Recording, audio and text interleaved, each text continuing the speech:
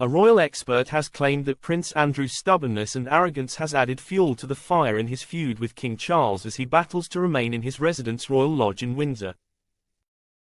Royal commentator Rupert Bell says that the prince is only feeding his troubles with his attitude as he remains totally convinced that H is in the right.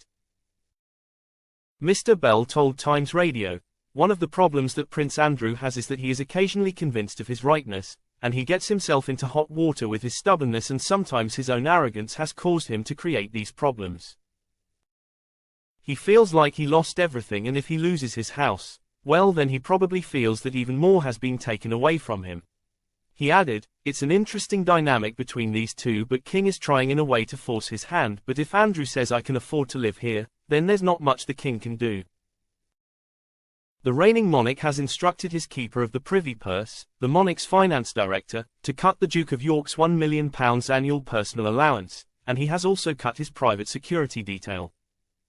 The brothers have been in a long-standing feud since the Duke of York reportedly refused to leave the Royal Lodge after King Charles instructed the prince to do so.